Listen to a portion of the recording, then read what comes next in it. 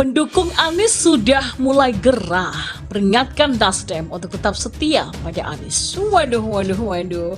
Pakai ancam mengancam nih ya. Saudara, saya meminta saudara untuk mengawal pencalonan Partai Nasdem terhadap saudara Anies Baswedan. Perjalanan masih panjang. Tegur.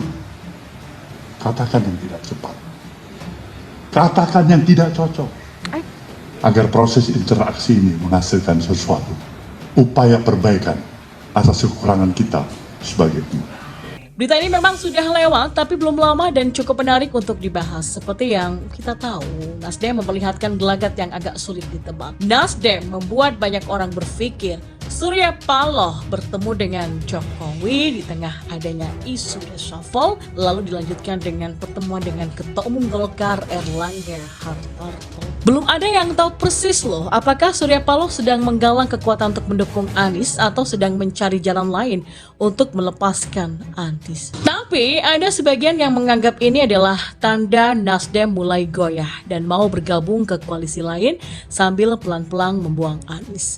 Masa pendukung Anies Baswedan pada Rabu lalu dikabarkan akan menggelar aksi unjuk rasa di depan kantor DPP Partai Nasdem atau Nasdem Tower. Kelompok tersebut mengatasnamakan diri sebagai aliansi pendukung Anies Rashid Baswedan dan mau menyampaikan sejumlah tuntutan kepada Partai Nasdem terkait dukungannya kepada Anies untuk maju sebagai capres di Pilpres 2024. Partai Nasdem harus konsisten dan komitmen memberikan dukungan kepada Anies Baswedan sebagai Capres 2024. Ya, kalau nggak konsisten, maka Partai Nasdem adalah partai pengkhianat rakyat, ujarnya. Dari cara mereka menyampaikan tuntutan, jelas sekali ada rasa khawatir. Mereka cemas jika Nasdem tiba-tiba banting setir dan membuang Anies. Ya, jika Nasdem out dari koalisi, maka Anies bakal bernasib mengenaskan.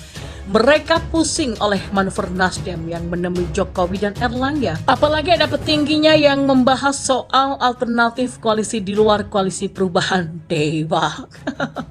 Saya sempat bilang kalau Nasdem mungkin tidak begitu yakin kepada Anies saat ini. Tujuan Nasdem sebenarnya hanya satu, yaitu lolos ke Senayan. Bukankah tujuan parpol adalah itu sekaligus ada kadernya yang menjadi menteri? Sayangnya Nasdem belum mendapatkan hasil atau return of investment yang diharapkan.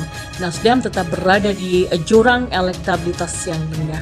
Anies bukan pendongkrak Nasdem, tapi menjadi beban yang makin berat bagi Nasdem. Saya nggak peduli sih apa yang akan dilakukan Nasdem. Yang jelas Nasdem salah besar saat memutuskan mengusung Anies Baswedan. Anies bukan pembawa perubahan tapi kehancuran. Anies hanyalah kendaraan politik yang ditumpangi oleh orang-orang yang haus kekuasaan yang selama ini gerak-geriknya dibatasi ketat selama Jokowi berkuasa. Nasdem tidak mungkin tidak menyadari ini. Nasdem seperti sedang memelihara anak kucing yang nantinya bisa jadi harimau besar yang menerkam balik. Nasdem terlalu nekat.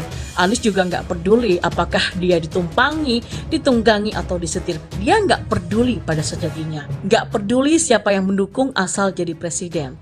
Mau jadi gubernur saja, Anies berani bohong loh dan menjual janji mulu. Apalagi mau jadi presiden.